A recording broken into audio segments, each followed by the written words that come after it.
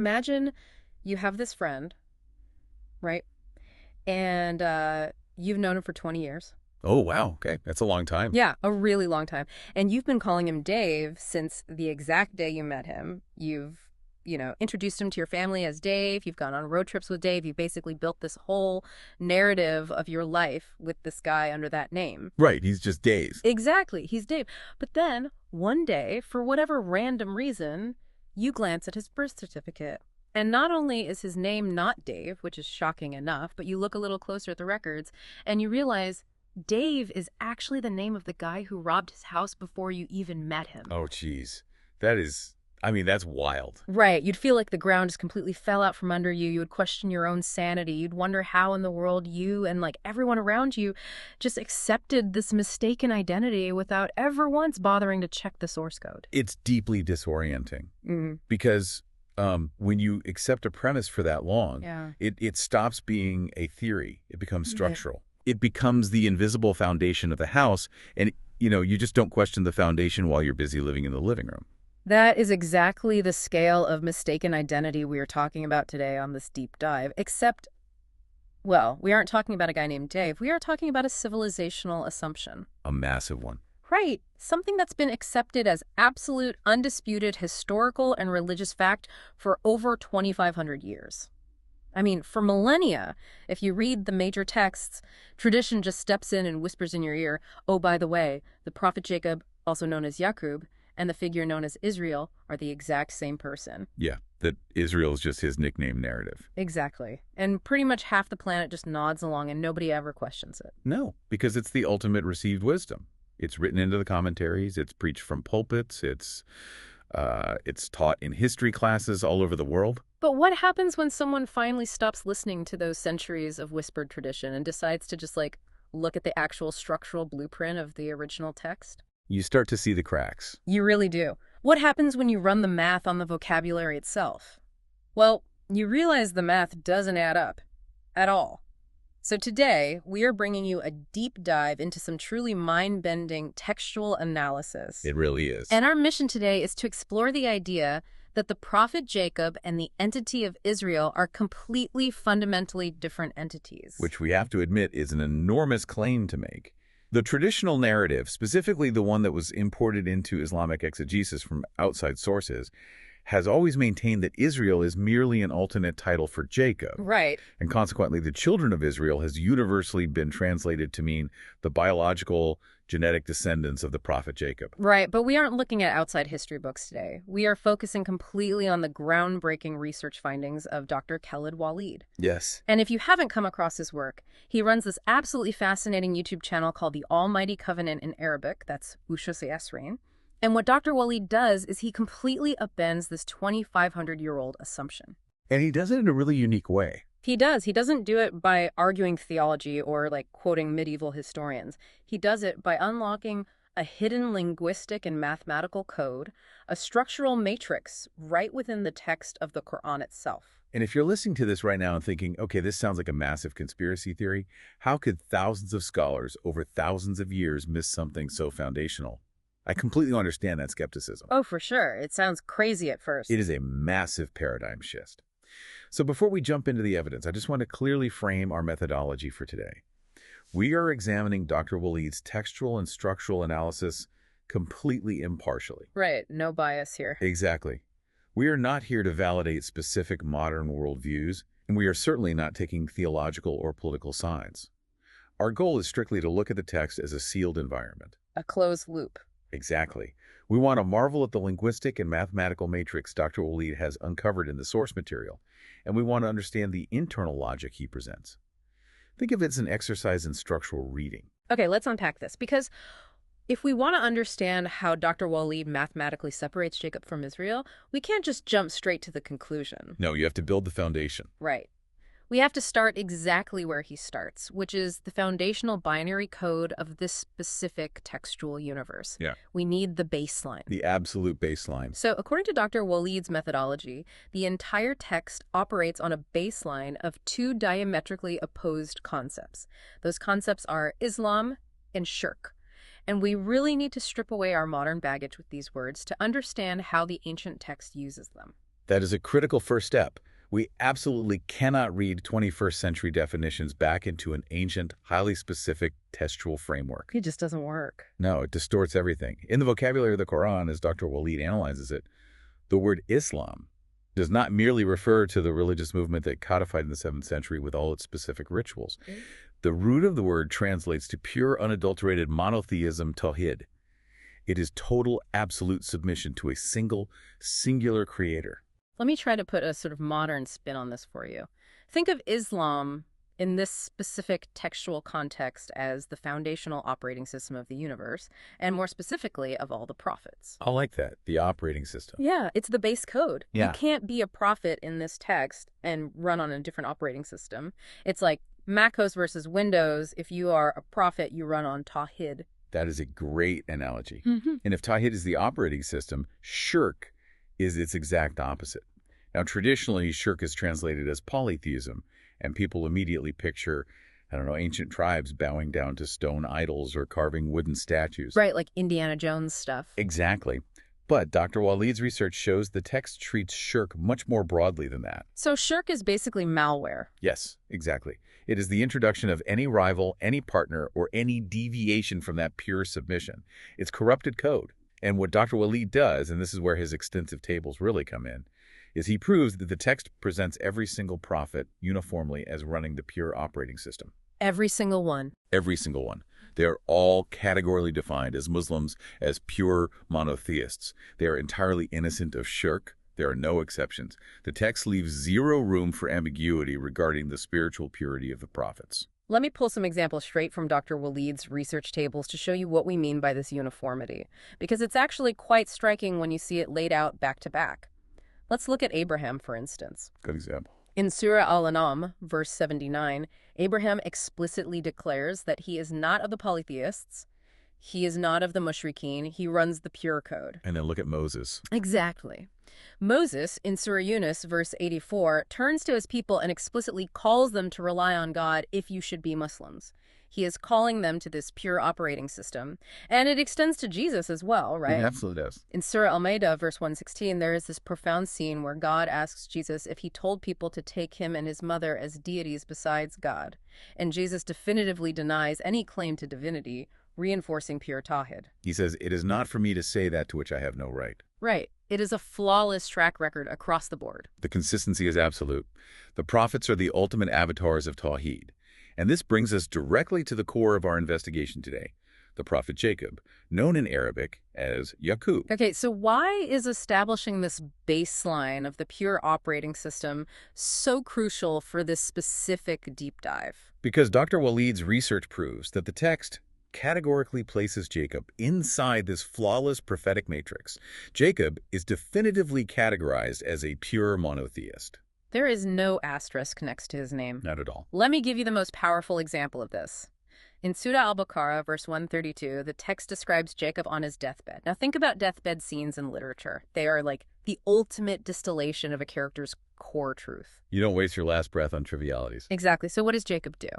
The verse explicitly states that Jacob commanded his children to remain strictly devoted to this single truth. He says, "Oh, my sons, indeed God has chosen for you this religion, so do not die except while you are Muslims." He literally spends his final moments on earth ensuring his descendants do not deviate from the pure operating system. He is the ultimate, unwavering example of adherence to the divine code. He is locking down the firewall. That's a very good way to look at it. Mm-hmm. So we now have our first fixed, immovable data point in this investigation. Jacob equals pure, unadulterated monotheism. He is entirely innocent of shirk. He lived and died by Tawhid. Okay, I am with you. Jacob is the gold standard. But here is where my brain starts to hit a wall, and I think this is where the traditional narrative really starts to fracture. Where's the disconnect for you? If Jacob and all the prophets are the ultimate examples of this pure operating system, how does the text describe the entity known as the children of Israel? Let's just use basic logic here. If Israel is just another name for Jacob, then the children of Israel are the children of Jacob, Okay. the very same children he gave that deathbed command to. Therefore, their track record throughout the text should reflect his teachings. They should be champions of Tawhid. You would certainly expect a continuation of that pristine legacy. I mean, you'd expect a biological and spiritual inheritance of the operating system. Yeah, that makes sense. But what Dr. Waleed's research reveals, by simply compiling all the verses that describe the historical actions of the children of Israel, is a stark, almost violent contrast. To separate Jacob from Israel, we have to look really closely at how the text defines the behavior of Israel. And let me just give a quick spoiler alert to you listening. It is an incredibly bleak track record. Very bleak. Dr. Waleed provides an exhaustive compilation of verses detailing the actions of the children of Israel. And here is the kicker. These actions aren't just described as, minor mistakes. They are explicitly, categorically defined by the text as shirk. They are the malware. This is where Dr. Waleed's analysis gets truly fascinating for me. What's fascinating here is how he expands the definition of shirk based entirely on the internal logic of the text. Right, getting away from just the statues. Yes, exactly. Because if we just think of shirk as worshipping statues, we miss the psychological depth of what the Quran is actually critiquing. He introduces this concept of behavioral shirk. Wait, hold on. Let me stop you there. Because my initial thought when reading the research was, okay, behavioral shirk. Sure, they worship the golden calf. Right. That's in Surah Al-Araf, verse 148. Moses goes up the mountain, and the people immediately build a calf out of jewelry and worship it. That is standard textbook idol worship. It's terrible. But it's exactly what we picture when we hear the word polytheism. Yes, the golden calf is the most visceral example. But Dr. Waleed points to something even more revealing just 10 verses earlier in Surah Al-Araf, verse 138. Okay, what happens there? The children of Israel have literally just crossed the sea. They have just witnessed a reality-bending miracle. They are saved. And as they are walking, they pass by a people devoted to idols. Right. And what do they say to Moses? They say, make for us a god, just as they have gods. It's mind-boggling. They just saw the sea part. It speaks to a profound psychological frailty. They had the abstract, ultimate truth, the unseen creator. But the moment they saw the neighboring tribes with tangible, physical objects of worship, they demanded the same. They needed to see it. Right. They wanted to reduce the infinite into something they could hold and control. That psychological demand to shrink the divine into the material is the root of behavioral shirk. Okay, I see that. The golden calf, the demand for a physical idol. That makes perfect sense as polytheism. But Dr. Waleed's analysis pushes into something he calls legislative shirk. And I really struggled with this at first. That's a tricky concept. Yeah. He points to Surah At-Tawbah, verse 31, where the text states that the children of Israel took their rabbis and monks as lords besides God. And I'm looking at that and thinking, how does a rabbi altering a divine law equate to worshiping a statue? I'm missing the connection between bad leadership and polytheism. Let's go back to your malware analogy. Okay. Who writes the code of the operating system? The creator. Right. When you engage in legislative shirk, you are allowing human beings to access the source code and rewrite the laws of what is permissible and what is forbidden. Oh, wow. By accepting that human alteration, you are effectively placing human authority on the exact same tier as divine authority. You are saying, God declared this forbidden, but this human scholar said it's okay, so I will follow the human. You are elevating a partner to God in the realm of legislation. Precisely. What's fascinating here is that you don't need a statue to commit shirk. You just need to elevate your own desires, or the decrees of another human, above the ultimate truth. That is heavy. And Dr. Waleed notes that in verse 30 of that same surah, it mentions they attributed a son to God. All of these actions, worshiping calves, altering laws, attributing offspring to the divine, are profound corruptions of Tawhid. Let me play devil's advocate for a second, though, for the listener. Are we saying that according to Dr. Waleed's reading of this text, simply breaking a rule makes you a polytheist? Not exactly, no. Because, human beings are flawed. If you steal an apple or if you tell a lie, are you suddenly committing shirk? Because if so, then everyone is doomed and the concept completely loses all meaning. No, stealing an apple is just being a flawed, weak human being. The text treats human weakness entirely differently. What Dr. Waleed is pointing out is the difference between weakness and active rebellion. Okay, what's the difference in the text? In Dr. Waleed's matrix, there is a vital concept called takzib. Takzib. Yes, it roughly translates to conscious denial or active rejection. Let's use a school analogy. Failing a math test because you are bad at math or because you forgot to study is human weakness. That's stealing the apple. Right. Takzib isn't failing because you didn't study. Taksib is having the teacher hand you the absolute correct answer key, looking directly at it, understanding it perfectly, and then intentionally writing down the wrong answers on your test just to prove you don't need the teacher. Wow. Okay, that frames it perfectly. So when you are given ultimate proof, ultimate divine truth, and you consciously reject it out of arrogance or like a desire for earthly power, the text equates that act of rejection to taking rivals against God. Yes. Because you are essentially making your own ego into a god. Exactly. It's an act of spiritual supremacy. Furthermore, Dr. Waleed's analysis connects a few more dots that are quite chilling. The text explicitly defines shirk as great oppression. The Arabic word is zulm. Okay. Now, what else does the text define as zulm? The unjustified shedding of blood and the killing of prophets. Oh. In the structural logic of the Quran, since both shirk and shedding blood are categorized under the umbrella of zulm, the shedding of innocent blood is practically a physical manifestation of shirk. It is the ultimate violation of the divine order. And the text is just full of references to the children of Israel killing the prophets that were sent to guide them. So the spiritual rebellion we are talking about here isn't just about reading the wrong scroll. Far from it. They are altering divine laws, they are worshiping physical idols, they are actively hunting and killing the very messengers bringing them the truth. This is a complete systemic stripping away of the monotheistic covenant. They aren't just breaking a few rules in the contract, they are setting the contract on fire. And because of this profound, repeated, conscious stripping away of the covenant, the text repeatedly states that they earned a curse, or a lana. Now, we have to be careful with words like curse. In the Quranic vocabulary, a curse is not a magical hex or a spell cast by a witch. Right, it's not Sleeping Beauty touching a spinning wheel. No, not at all. Lana means total spiritual expulsion. It is the definitive cutting off from divine mercy and connection. It means you have corrupted the operating system so thoroughly that the system has permanently locked you out. Okay. I want everyone listening to just pause and look at the conceptual board we've built here. We now have two completely, utterly incompatible profiles. Right, let's lay them out. On one side of the room, we have Jacob, the pure, flawless monotheist, the man who never wavered, who never committed shirk, and who used his dying breath to command his children to stay on the path of pure tawhid. Yes. Then, on the other side of the room, we have the entity of Israel, defined by repeated structural rebellion, legislative shirk, worshipping golden calves, the active killing of prophets, and eventually earning total spiritual expulsion, a curse. The profiles are not just different. They are polar opposites. They are mutually exclusive archetypes. So my obvious question, and I think the question anyone listening is screaming at their device right now, is why in the world do people think they are the same person? It's the multi-million-dollar question. Right. How did we get to a place where half the planet and centuries of scholarly tradition assumes Israel is just a cute nickname for Jacob? Having established this massive behavioral chasm, we are basically forced to tackle the historical elephant in the room, the tradition itself. Where did the idea that Jacob equals Israel actually come from?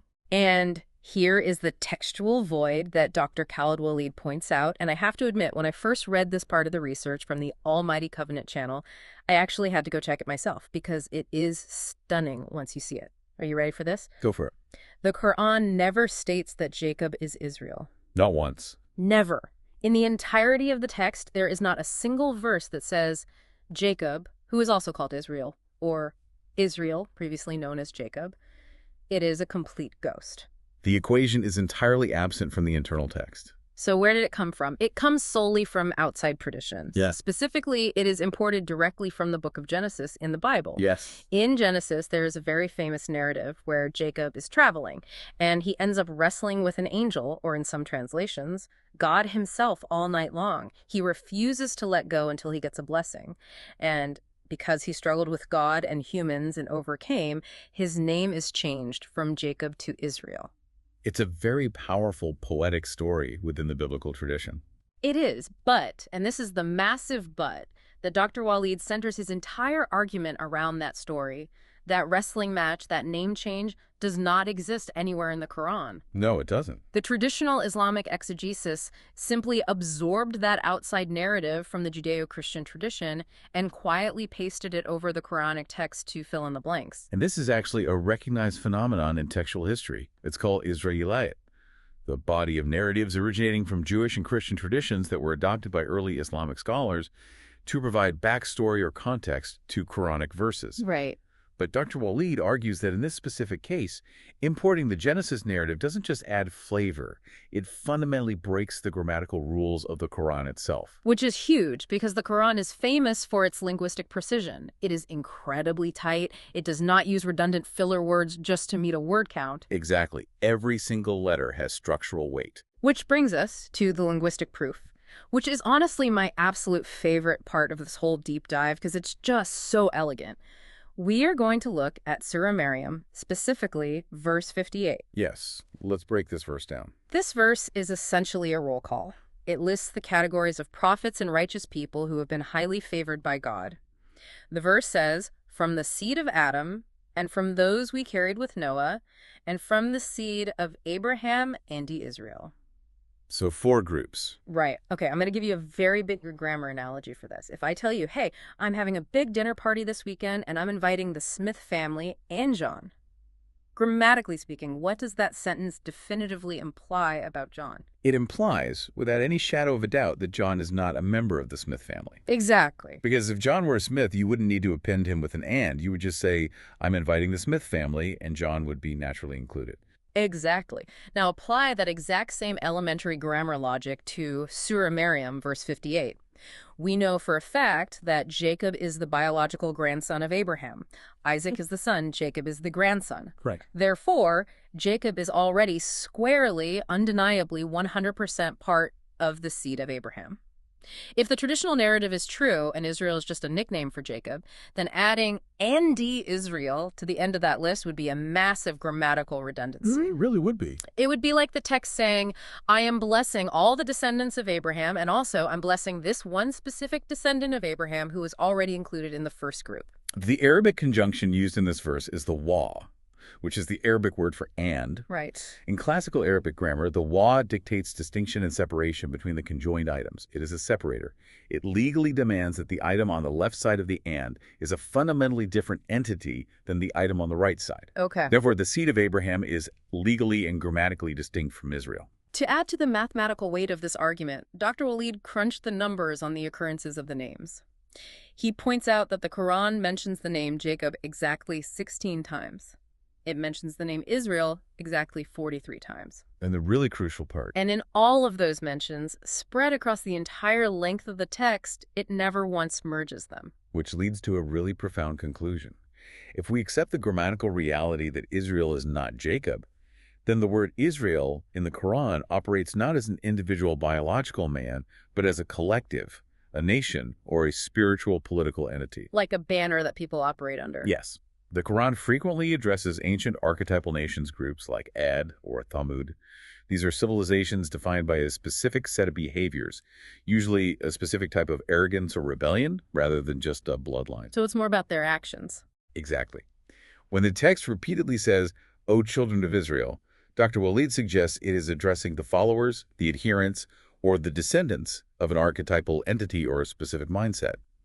It is addressing a group bound by a behavioral legacy, not necessarily the biological DNA of a single pure prophet. Okay, my mind is thoroughly blown, but this naturally creates a massive vacuum.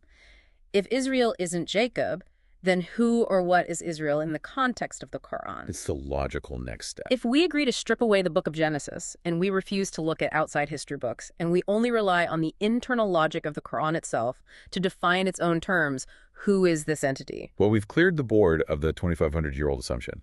But tearing down an old building isn't enough. You have to build something new in its place. Yeah. We need the definitive proof. We need to see if the text offers its own internal mathematical definition of who Israel actually is.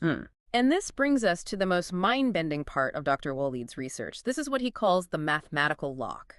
And I really need everyone listening to stick with us here, because this is where the structural genius of the text reveals itself.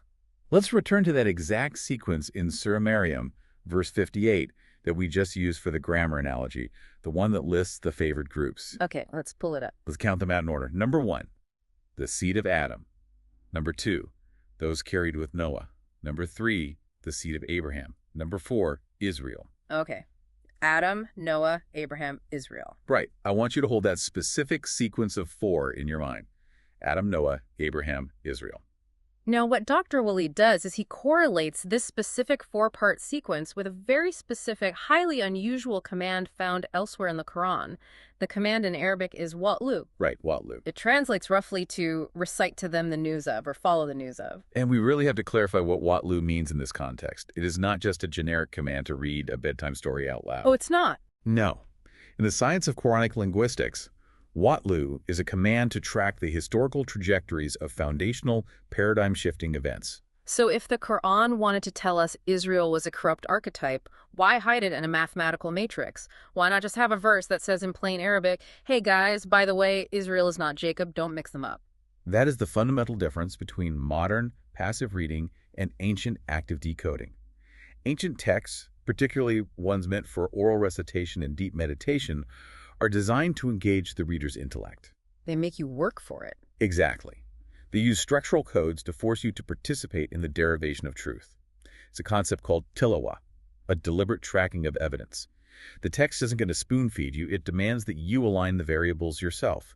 It rewards the diligent seeker. I love that. It's like an active puzzle. Okay, here's the mathematical lock. This highly specific command, watlu, recite the news of, these foundational figures, appears exactly 4 times in the entire Quran. Not 3 times, not 5 times, exactly 4 times. 4 groups in Maryam 58.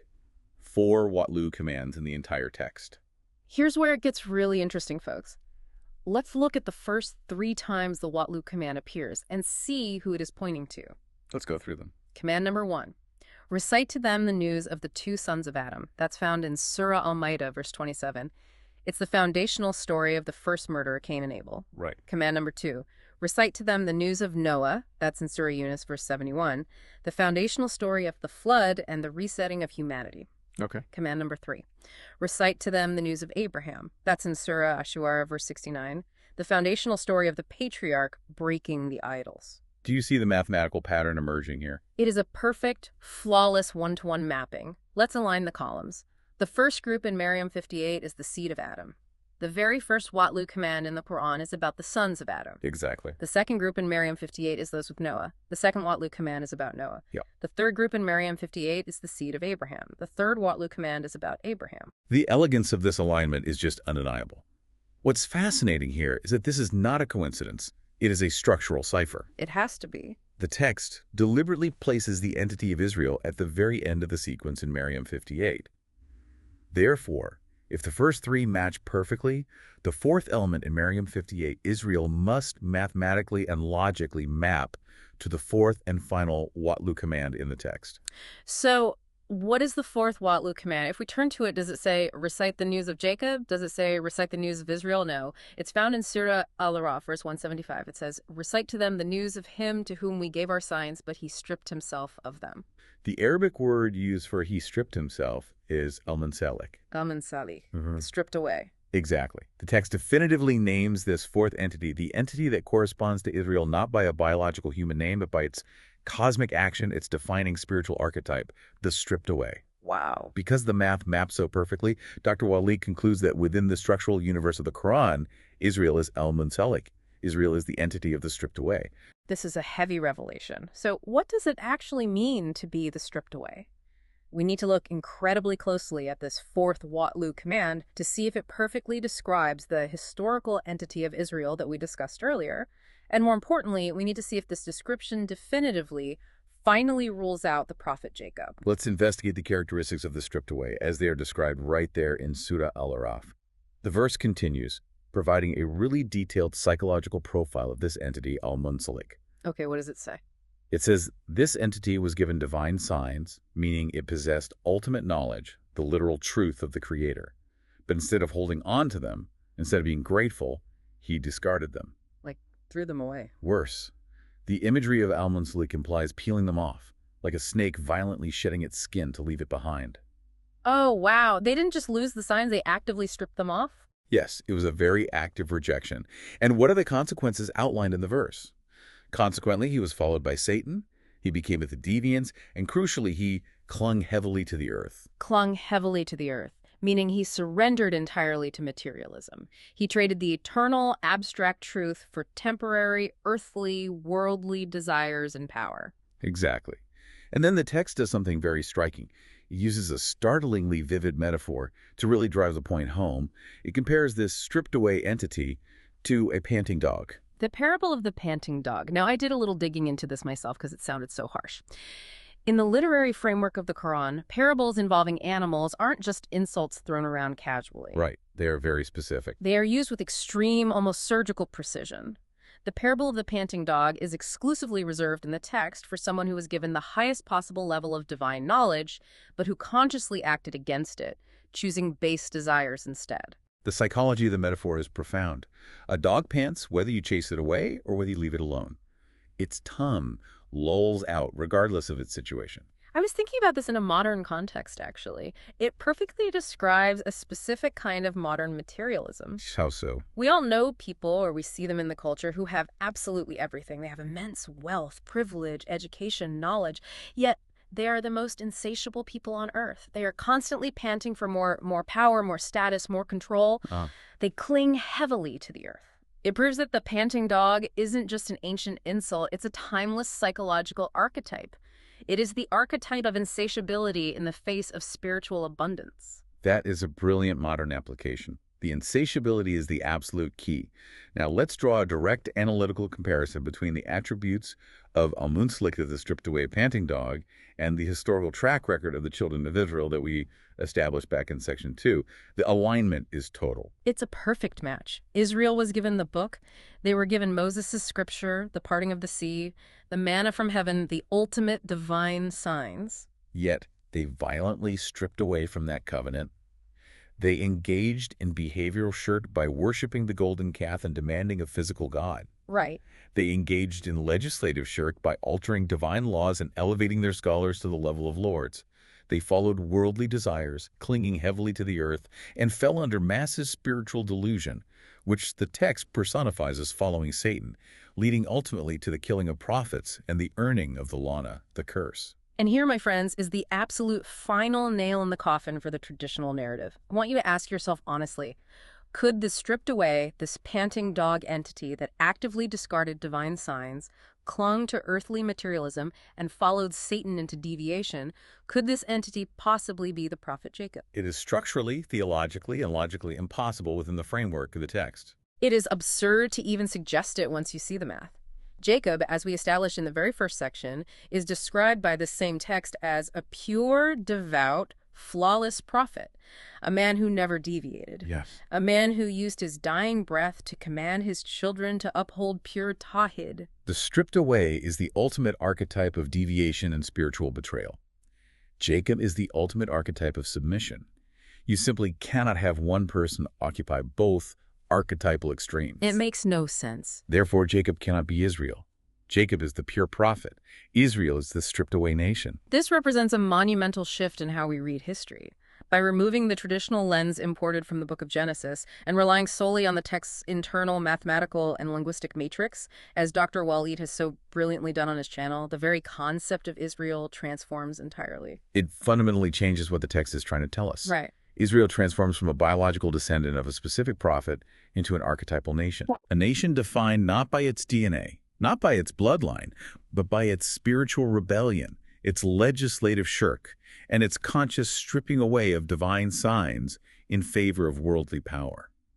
It changes everything about how the text communicates its warnings to the reader. It is warning you about a behavior, not a genealogy. It goes from being a story about genetics to a story about human psychology. Exactly. This has been an incredibly intense journey, and we've covered a whole lot of ground today. Let's just recap the major takeaways for you. We started by looking at Dr. Khaled Waleed's groundbreaking research from the Almighty Covenant YouTube channel, Methak al-Khalek, I hope I'm saying that right, which mathematically and linguistically separates the prophet Jacob from the entity of Israel. We saw how the text defines Islam as pure monotheism, a flawless operating system that all prophets, including Jacob, ran on. We then contrasted that pristine baseline with the track record of Israel, which the text defines through repeated acts of behavioral and legislative conscious rebellion, denial or taksib, and the altering of divine laws. Then we broke the grammatical rule. We saw that the Quran never actually says Jacob is Israel, and that assuming so breaks the grammatical logic of the wa conjunction in Surah Maryam, verse 58. And finally, we explored the mathematical lock. By aligning the fourfold sequence of Maryam 58 with the four unique Watlu commands, the text reveals its own internal definition. Israel is not the prophet Jacob. Israel is the stripped-away nation, al-Munsalik, the panting dog clinging to the earth. This deep dive raises a profoundly important question, one that extends far beyond this single textual analysis. How many other historical, religious, or cultural assumptions do we carry around as absolute facts? That's the scary part. Right. Assumptions that are actually based on external traditions, imported narratives, and unexamined folklore, rather than the internal logic and evidence of the texts or histories we claim to understand.